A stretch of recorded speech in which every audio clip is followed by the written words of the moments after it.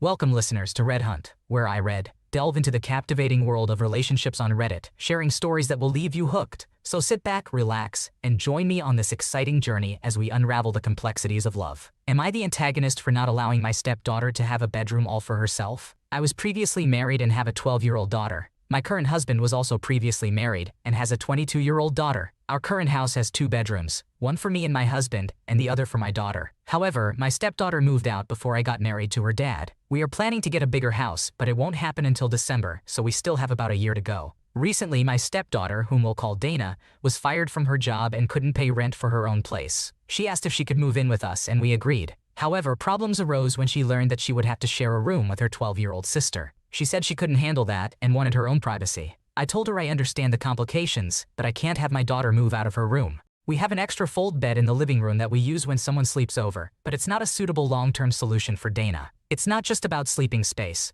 She needs her own space with a wardrobe and everything. Dana also had an issue with the fact that my daughter wouldn't remove her clothes from the wardrobe. I offered to get Dana an extra wardrobe, although it may not be as big as the current one. I even offered to get her 2 if needed. However, I told her that my daughter wouldn't be moving her things out of the current wardrobe because she's been using it. Dana refuses to compromise and is making unreasonable demands. My husband suggested moving the fold bed into our room, but there's no space for it to unfold. Then he suggested Dana sleeping in the living room, but I refused. I explained to my husband that it's not fair to disrupt my daughter's life just because Dana wants privacy. Sharing a room would be difficult for both my daughter and Dana, so either everyone compromises or Dana finds another solution. I find it selfish that Dana wants a teenager to change just to make her comfortable. It's important to note that Dana has the ability to search for other options and isn't being forced to share a room, whereas my daughter will be forced if Dana moves in. It sounds like a tough situation for everyone involved. It's understandable that Dana wants her own space, but it's also unfair to expect your daughter to move out of her room. Maybe you could suggest finding a compromise, like getting Dana a smaller wardrobe and some privacy curtains in the room they would be sharing. Ultimately, it's important to consider the needs and feelings of both girls in this situation. Am I the antagonist for kicking my mom and my stepdad out of my house? I, a 28-year-old woman, recently gave birth to my son. Both my son and I have blonde hair, although mine darkened as I got older. My husband has black hair, and our families generally have hair colors similar to ours. It is not unusual or negatively received that our son has blonde hair. My mom and stepdad came over, as they do once a week. While my relationship with my stepdad is neither good nor bad, he consistently makes comments about my son's hair. His jokes revolve around questioning my son's paternity, suggesting my husband should check my phone for infidelity, or asking about hot blonde coworkers I spend time with. My husband and I always ask him to stop, clarifying that genetics account for our son's hair color. Despite our polite attempts to stop his comments, we do not find them remotely funny. My mom doesn't intervene, stating that she doesn't want to interfere with our relationship with her husband and suggests that my husband and I should communicate more with him. During their last visit, my husband went to the kitchen to get snacks, and my stepdad followed him. After a moment, I heard my husband angrily slamming a cabinet and telling my stepdad to shut up or leave immediately. My mom and I went to see what happened, and my husband explained that my stepdad had once again been making comments about me cheating. This time, my husband lost his temper, and I also reacted strongly to the situation. I asked them to leave and not come back until my stepdad apologized. They tried to explain that my stepdad was only joking, but I stood firm and insisted they leave, which they eventually did. Later that night, I texted my mom, feeling bad for kicking her out as well. She responded by saying that my stepdad has been feeling down and disappointed in how my husband treated him. They both expect apologies and efforts to make up for this incident. I feel guilty and like an asshole for hurting my mom and stepdad, realizing that I may have made a harsh decision. My sister understands my frustration but believes my reaction was unnecessary. However, my husband supports me and is grateful that they will no longer come over. If I realize that I was in the wrong for reacting this way, I am willing to apologize. Your stepdad repeatedly crossed boundaries, making inappropriate and hurtful comments about your son's genetics and your marriage. Despite you and your husband politely asking him to stop, he continued to disrespect you. Your reaction was justified to protect your family, and your mom's support of his behavior is concerning. Apologizing may be necessary to maintain a relationship with your mom, but it's important to set clear boundaries moving forward. Help!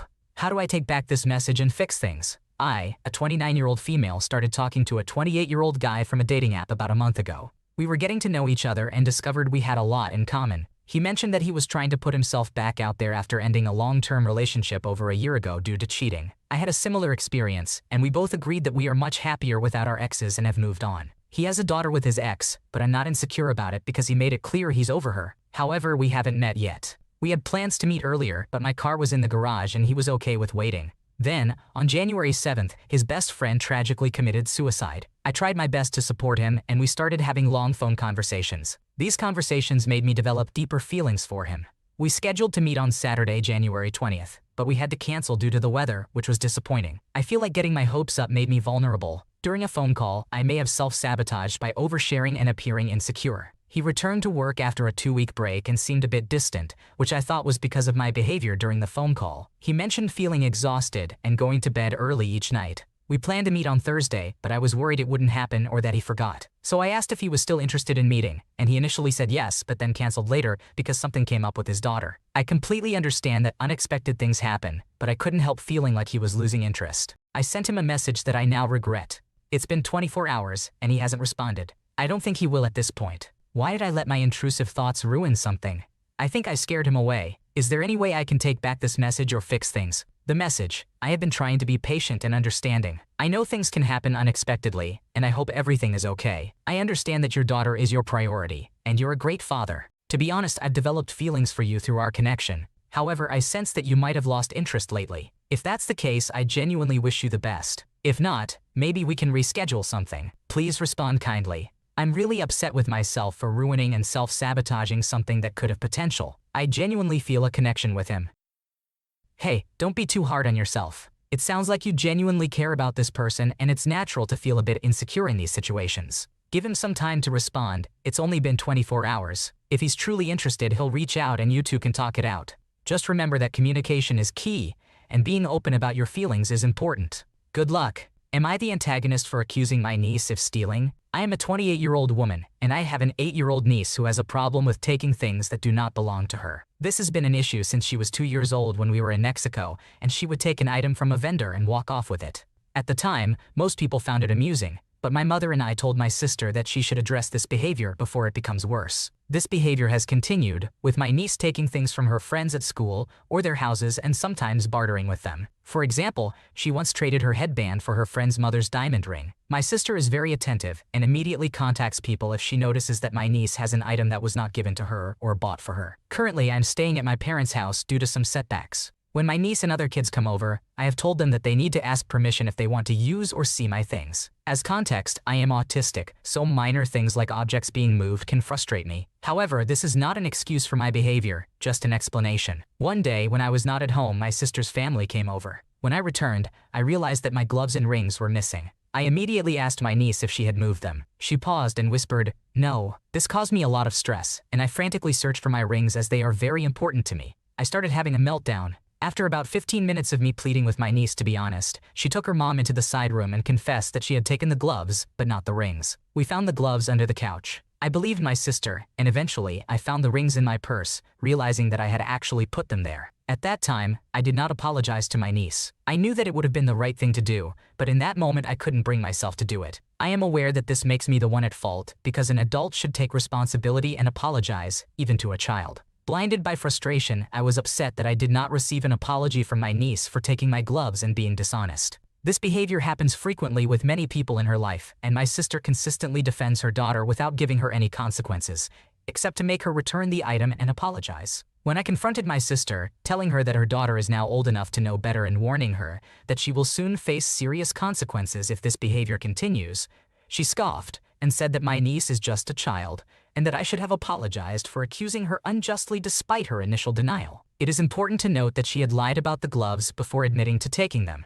I stuck to my accusation and refused to apologize because I believed my suspicions were reasonable, given her ongoing behavior that has not improved. My mother agrees that if she has a history of taking things and being dishonest, my niece cannot become upset when she is accused in situations where items go missing. Deep down, I am aware that I should have apologized. But am I the one in the wrong for immediately accusing her when things go missing while she is present? It's understandable that you were frustrated and reacted the way you did, especially given your previous experiences with your niece taking things. While apologizing would have been the right thing to do, it's important for your sister to address her daughter's behavior and establish consequences to help her understand the impact of her actions. Communication and understanding between you and your sister will be key in finding a resolution to this ongoing issue. I didn't invite my stepsister bully to my wedding, and my father is saying that he's not going either. My father got married again when I was 14 years old. His wife Mary and his stepdaughter Kyla were a nightmare in my life. My father is wealthy, so I attended a fancy school. Kyla was very mean to me, and it became so difficult that I had to switch schools because I couldn't handle it anymore. At one point, she convinced my father and Mary that I was pregnant, which was incredibly embarrassing because I was still a virgin. Despite this, she and Mary convinced my father that I should take a pregnancy test. When the result came back negative, she spread the rumor among her friends at school, as she was a year ahead of me, that I had an abortion. The bullying was relentless. She would go to any lengths to make my life miserable. On one occasion, she even paid a guy at school to spread a rumor that I performed a sexual act on him during class. When I transferred to a new school, she told everyone at my old school that I left because I was caught stealing at the mall and was sent to a youth detention center. My parents had joint custody, so I used to spend 1 week with my father and 1 week with my mom. After enduring 2 years of hell, I finally told my father that I would no longer stay at his place, and our relationship was reduced to 2 weekends a month. During college, my relationship with my father was practically non-existent. He would send me money and call me once a month, and that was the extent of our contact. I only visited his house once or twice during my 5 years in college. I started dating my fiancé Louis 4 years ago, but I only introduced him to my father after more than 2 years of being together. I am getting married this spring, and we have decided to have our wedding on the beach in another European country. Since both our families are wealthy, we have offered to cover the cost of the hotel stay for our guests, who will only need to pay for their tickets. Because of this, we have chosen a small number of guests, around 80, and Kyla is not on that list. We started planning the wedding 3 months ago, and my father knew from the beginning that I would not be inviting Kyla. However, he has suddenly flipped out and insists that I must invite her. I have told him that I will not invite someone who has not given me a single good memory to such an important day. We have been arguing about this ever since. Last week, he told me that I shouldn't expect him to contribute financially if Kyla is not invited. In response, my mom said, "Fine, I'll pay for everything then." After that, my father declared that he won't come to the wedding without Kyla, and I simply replied, "Fine." My grandma and aunt are trying to convince me to invite Kyla for the sake of our family, but honestly, I'm not even sure if we are truly a family. Should I invite her, even though she still angers me and knowing that this is one of the biggest days of my life?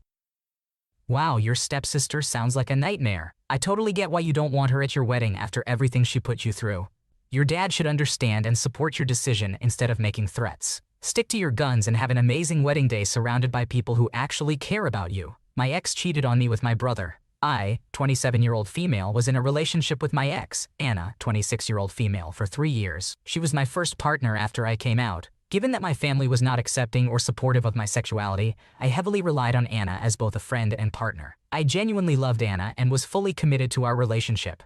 However, she seemed to view our relationship as more of a hobby. While she was loving and there for me, we frequently fought because she did not take our relationship seriously. I felt too attached, whereas she did not seem interested in a long-term commitment. Anna even met my family, and one night at my parents' house, she confessed to finding my brother James, 30-year-old male, very hot. I found this hurtful, but Anna dismissed it, claiming it wasn't serious because she was gay, and I'm human and have eyes. To cut a long story short, I caught Anna cheating on me with James. After a heated argument, we broke up and I told my parents that James was dead to me. My parents were somewhat supportive. I believe they never really took my relationship with Anna seriously due to my being gay, so although they expressed sympathy, they didn't find it all that heartbreaking. A few months later, Anna started dating James, and most of my family ignored the overlap. They genuinely liked Anna, and the fact that she was now with a man made it easier for them to accept her. Once again, it seemed like no one considered my first real relationship to be significant. Feeling unable to explain myself or demand anything from anyone, I distanced myself from my family.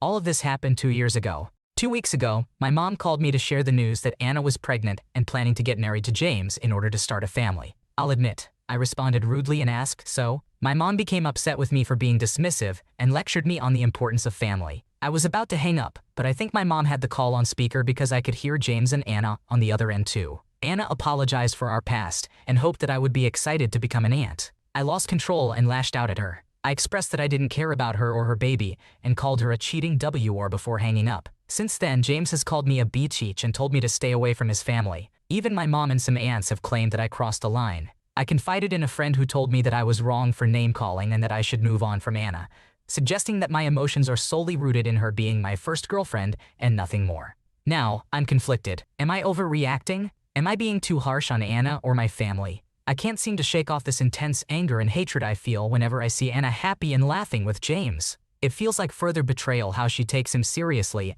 and disregarded our past relationship as if it meant nothing. Should I try to forgive her? How should I approach my family going forward in expressing myself? Wow, that's a tough situation to be in. It's completely understandable that you're feeling hurt and angry after being betrayed like that. I don't think you're overreacting at all, especially considering the history with Anna and your family's lack of support. Forgiveness is a personal choice, and it may take time to heal from this. As for your family, it might be helpful to have an open and honest conversation with them about how their lack of support has affected you, and try to establish boundaries moving forward. Thanks for watching. When you subscribe, make sure to hit the bell to turn on notifications so you never miss a video. To finish listening to all the stories, check out the playlist in the description.